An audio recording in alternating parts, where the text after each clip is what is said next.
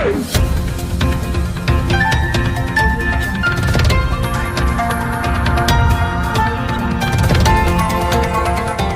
देख रहे हैं मगरा न्यूज राजस्थान, खबरें सबसे तेज। सिरोही में कोरोना विस्फोट, जयपुर में भी 24 नए संक्रमित मिले। राजस्थान में शुक्रवार सुबह 10:30 बजे तक 12 नए संक्रमित मामले सामने आए हैं। लॉकडाउन 5 के 12वें दिन प्रदेश में सर्वाधिक 34 नए मरीज सिरोही में मिले हैं।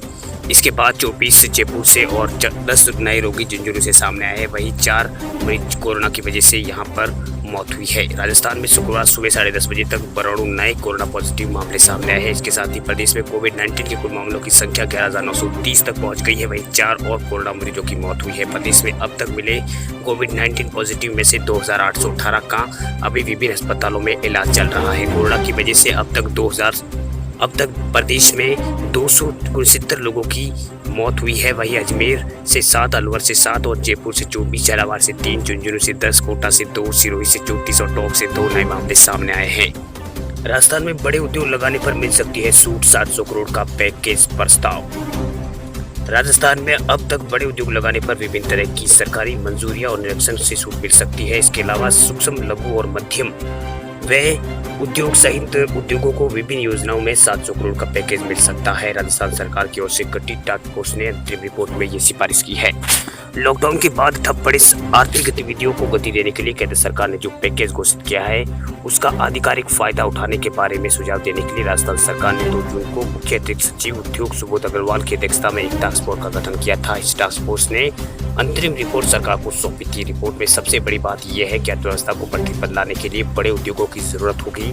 उन्हें आकर्षित करने के लिए आरंभिक वर्षों में राज्य विभिन्न एक्टों के तहत प्राप्त की जाने वाली स्वीकृति और निरीक्षण से मुक्त रखा जाना चाहिए। गौरतलब है कि राजस्थान में भी छोटे उद्योगों को 3 वर्ष तक सरकार की तरह ही अनुमति लेने की जरूरत नहीं है। इस नियम का बड़ा फायदा राजस्थान को मिला है। अब इस तरह का प्रावधान बड़े उद्योगों के लिए भी किया जा सकता है। अगर ऐसा होता है तो पर्यावरण, भूमि उपयोग और परिवर्तन, श्रम संबंधी कई बड़े कानून उद्योगों में इनको छूट मिल सकती है। दरअसल राजस्थान सरकार भी अन्य राज्यों की तरह चीन से बाहर जा रही कंपनियों को अपने यहाँ आकर्षित करने की जुगत में लगी है। इसके लिए 2 दिन पहले राजस्थान के मुख्य सचिव DB गुप्ता और अन्य अधिकारियों ने यूरोपियन यूनियन के देशों को दूतावास और उद्यमों के साथ बातचीत की थी। इस बातचीत का चेक गणराज्य डेनमार्क, इटली, स्विट्जरलैंड और बुल्गारिया और बेल्जियम आदि के देशों के फार्मास्यूटिक्स, एग्रो प्रोडक्ट और सीमेंट, स्किल डेवलपमेंट और पावर टूरिज्म जैसे विभिन्न क्षेत्रों की 30 से अधिक कंपनियों ने भाग लिया था। इस बातचीत में भी मुख्य सचिव ने राजस्थान में ईज ऑफ डूइंग बिजनेस के प्रयासों के बारे में बताया और मौजूदा मुद्दे पर तेजी से निपटने का आश्वासन भी दिया। यह भी बताया था कि राज्य सरकार द्वारा टास्क फोर्स की मंजूरी लेने के लिए वन स्टॉप शॉप का प्रयास किया जा रहा है। वहीं सरकार की ओर से गठित टास्क फोर्स ने लॉकडाउन में प्रभावित उद्योगों को 700 करोड़ का पैकेज देने की सिफारिश की है। ये पैकेज ऋण किस्तों में ब्याज छूट, समयावधि बढ़ोतरी और उद्योग के विद्युत शुल्क माफी, राज्य GST में छूट आदि के रूप में दिए जाने का प्रस्ताव है। इसके साथ ही मुख्यमंत्री लघु उद्योग प्रोत्साहन योजना में अनुदानित ब्याज दर आदि प्रतिशत अनुदान की बढ़ोतरी और 10 एकड़ तक कृषि भूमि के उपयोग के लिए भू से परिवर्तन की छूट जैसी सिफारिश भी की गई है। देश में लॉकडाउन को ढील के साथ ही कोरोना संक्रमण के मामले तेजी से बढ़ रहे हैं। 7 राज्य महाराष्ट्र, तमिलनाडु, दिल्ली, गुजरात, राजस्थान, उत्तर प्रदेश और मध्य प्रदेश में कोरोना महामारी से सबसे अधिक प्रभावित हुए। इन 7 राज्यों में देश के कुल संक्रमितों का 86% मामले 87% मामले इन राज्यों में है। देश में कोरोना मरीजों के स्वस्थ होने की दर भी 49.1% है। वहीं महाराष्ट्र और दिल्ली को छोड़कर अन्य 5 राज्यों में ठीक होने वाले लोगों की संख्या इनसे देश से अधिक है। राजस्थान में रिकवरी रेट सबसे अधिक है। सरकारी आंकड़ों के अनुसार राजस्थान में 73.779% दर कोरोना संक्रमित स्वस्थ हो रहे मरीजों की है। राज्य में बुधवार को बृहस्पतिवार तक यहाँ पर 11,751 मामले थे। इनमें 8,596 मरीज ठीक हो चुके हैं। केवल 2,791 सक्रिय मामले हैं। मध्य प्रदेश में 68.58%, गुजरात में 58.4% और उत्तर प्रदेश में 7.4% और तमिलनाडु में 52.48% और महाराष्ट्र में 47.34% और दिल्ली में 37.52% दर से मरीज स्वस्थ हो रहे हैं। इन 7 राज्यों में कोरोना के मामले के हिसाब से महाराष्ट्र सबसे आगे है। यहाँ कोरोना संक्रमितों की संख्या 1 लाख पहुंचने वाली है, जबकि तमिलनाडु दूसरे स्थान पर है। तीसरे स्थान पर दिल्ली है। मरीजों के स्वस्थ होने के मामले में दिल्ली सबसे नीचे है। मध्य प्रदेश का इंदौर जिला कोरोना संक्रमण का सबसे अधिक प्रभावित जिला है। जिले में 24 घंटों में 41 नए केस मिले हैं। जिले में कोरोना की पॉजिटिव की संख्या भी 3,922 हो गई है। 2 नई मौतों के साथ अब कोरोना 163 की जान यहां से ले चुका है। हालांकि रात की बात यह है कि जिले में कोरोना की ठीक होने वाले की दर भी 7.75% है, जबकि मृत्यु दर 4.6% है। आंध्र प्रदेश में पिछले 24 घंटों के दौरान कोरोना के 135 नए मामले मिले हैं। राज्य में संक्रमितों की संख्या बढ़कर 4,261 हो गई है। इनमें 1,641 सक्रिय मामले हैं, जबकि 2,540 मरीज ठीक हो चुके हैं। शनिवार से लू का आसार, प्रदेश में कहर बरपाएगी गर्मी। मानसून आने का वक्त है। भीषण गर्मी में उमस की मार से आमजन बेहाल हो गए हैं। शहर में शुक्रवार को जोधपुर शहर में तापमान 42 डिग्री तक रहा। मौसम विभाग की माने तो आगामी 3-4 दिन लू और आंधी चलने की संभावना व्यक्त की गई है। समूचे मारवाड़ में गर्मी के साथ लू का कहर भी लोग झेल रहे हैं। पाकिस्तान में बने चक्रवात तंत्र के असर से अब गर्म हवाएं और लू अगले 2-3 दिन तक पूरे प्रदेश में राजस्थान को झुलसा सकती है। ऐसे में जोधपुर संभाग में सभी जिलों में लू का दौर चलना और पारे में बढ़ोतरी होने की चेतावनी मौसम विभाग ने पहले ही दे दी है। मौसम विभाग ने जोधपुर जैसलमेर में भीषण लू के चलते चेतावनी दी है। ऐसे में पश्चिमी भागों में लू का दौर चलने से तापमापी पारे में बढ़ोतरी होगी। जोधपुर में शुक्रवार को न्यूनतम तापमान 41 डिग्री सेल्सियस दर्ज किया गया। शहर में आज सुबह सूर्योदय के साथ ही गर्मी के तीखे तेवर यहाँ पर दिखना शुरू हो गए थे। प्रदेश में कहीं कहीं तेज आंधी चलने और कहीं बौछारें गिरने से मौसम का मिजाज बदल रहा है। लेकिन मौसम विभाग ने अगले 48 घंटों में गुजरात राज्य से सटे जिलों में फिर लू का दौर शुरू होने व आसमान से अंगारे जैसी गर्मी बरसने की संभावना जताई है। मौसम विभाग पूर्वानुमान के अनुसार मध्य पाकिस्तान में बने चक्रवाती तंत्र के असर पश्चिमी राजस्थान की हवाएं और मैदानी इलाकों में 2-3 दिन तक यहां पर गर्मी रहेगी।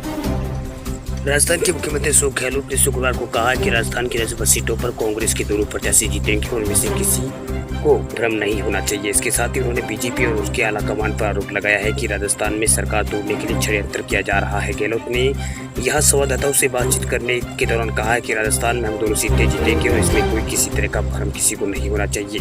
मैं पूरी उम्मीद करता हूँ कि एक वोट हमें मिलेंगे, चाहे निर्दलीय साथियों का हो, चाहे फिर हमारे साथ मिले होने वाले बसपा के विधायकों का वोट हो। भारतीय ट्रिपल पार्टी बीटीपी से भी 2 लोग हमारे साथ आ चुके हैं। गहलोत ने कहा है कि माकपा के 2 विधायकों के लिए हमने सीताराम येचुरी से आग्रह किया है कि वे हमें समर्थन दें। सब एकजुट होकर इन फांसीवादी ताकतों को हराएंगे। इस संकल्प के साथ हम लोग यहाँ इकट्ठे हैं। इसके साथ ही गहलोत ने भारतीय जनता पार्टी और प्रधानमंत्री नरेंद्र मोदी और गृह मंत्री अमित शाह पर निशाना साधा और कहा कि देश में लोकतंत्र की हत्या हो रही है। नरेंद्र मोदी हो या अमित शाह हो, 2 लोग फैसले कर रहे हैं जो पूरे देश में लोगों की इच्छा की परंपरा नहीं। उन्होंने कहा है कि कोरोना से उत्पन्न संकट के बावजूद बीजेपी सरकार तोड़ने में लगी है। गहलोत ने कहा कि कोरोना पूरी दुनिया में चुनौती है, इस समय भी तोड़फोड़ करना उनकी फितरत में है। मध्य प्रदेश में सरकार तोड़ दी, अब राजस्थान में षड्यंत्र कर रही है। ये लोग जनता के सामने बेनकाब हो चुके हैं। गहलोत ने यह आरोप लगाया कि विधायकों की खरीद फरोख्त के लिए राज्यसभा के द्विवार्षिक चुनाव को आगे बढ़ाया गया है। वहीं गहलोत ने कहा कि ये चुनाव पहले हो सकते थे, तैयारियां हो चुकी, उसके बावजूद भी बिना कारण इन चुनाव को स्थगित कर दिया गया। उस वक्त भी मैंने कहा था कि बीजेपी खरीद फरोख्त की पूरी नहीं हुई है, जिसके कारण चुनाव को स्थगित किया है। राजस्थान के मुख्यमंत्री अशोक गहलोत ने कहा कि गुजरात के हमारे साथी अकारण यहाँ आकर बैठे हुए थे।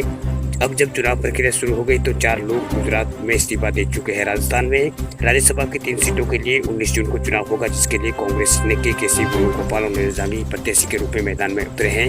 वहीं बीजेपी ने शुरुआत में राजेंद्र गहलोत को अपना प्रत्याशी बनाया था, लेकिन पार्टी ने नामांकन के अंतिम दिन ओंकार सिंह लखावत को दूसरे प्रत्याशी के रूप में मैदान में उतार दिया था। राजस्थान में बढ़ रहा है 12 किलोमीटर लंबा टीडी का दल।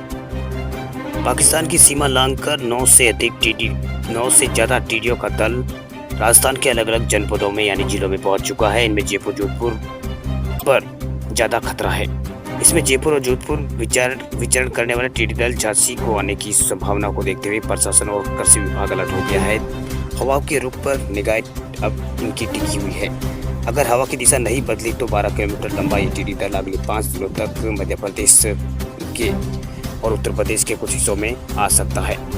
ईरान के रेगिस्तान से उड़ रहे टीडी दल का मूवमेंट कम होने का नाम नहीं ले रहा है। हवाओं के साथ ये टीडी का दल पाकिस्तान की सीमा पार कर राजस्थान के रास्ते भारत में प्रवेश कर रहा है, जो कि मध्य प्रदेश के साथ झांसी आ रहा है। वहीं मई माह के दूसरे पखवाड़े में कई बार टीडी दल झांसी में हमला भी किया है। प्रशासन व कृषि विभाग की टीम रात दिन अभियान चलाकर टीडियों को मार रही है। वहीं पिछले लगभग 10 दिनों से टीडियों के कई दल मध्य प्रदेश में नहीं आया है, जबकि मध्य प्रदेश के शिवपुरी, टीकमगढ़ और छतरपुर अशोकनगर स्थित अन्य स्थानों पर टिड्डियों ने हमला किया है। झांसी की सीमा पर टिड्डियों के विचरण का खतरा बन रहा है, लेकिन अब इससे बड़े खतरे के संकेत मिले हैं। बताया गया कि पाकिस्तान की सीमा लांघकर 9 बड़े दल राजस्थान में प्रवेश कर गए हैं, जिसमें जोधपुर, बाड़मेर, बीकानेर, पाली, अजमेर, राजसमंद और भीलवाड़ा, उदयपुर और झालावाड़ में इन दलों का मूवमेंट देखा गया है। उप निदेशक कृषि कमल रेड्डी ने बताया कि जयपुर और जोधपुर में अलग अलग टिड्डी दल है। उन्होंने बताया कि यह दल लगभग 12 किलोमीटर लंबा है। इनमें करोड़ों की तादाद में टिड्डियां शामिल है। हवा की दिशा नहीं बदली तो अगले 5-6 दिनों में ये मध्य प्रदेश में प्रवेश कर सकता है। वहीं राजस्थान से उड़ान भर रही 12 किलोमीटर लंबा टिड्डी दल अगर मध्य प्रदेश या उत्तर प्रदेश में आया तो भारी तबाही मच सकती है। अब तक मध्य प्रदेश और उत्तर प्रदेश में 3 से 4 किलोमीटर लंबे टिड्डी दल यहाँ पर आया हुआ है, जिसने सब्जी और बागवानी को काफी नुकसान पहुंचाया है। वहीं पलक झपकते ही कोमल पत्तों को चट करने वाली टिड्डियों पर नियंत्रण करने के लिए कृषि विभाग ने भी सभी तैयारियां शुरू कर ली है।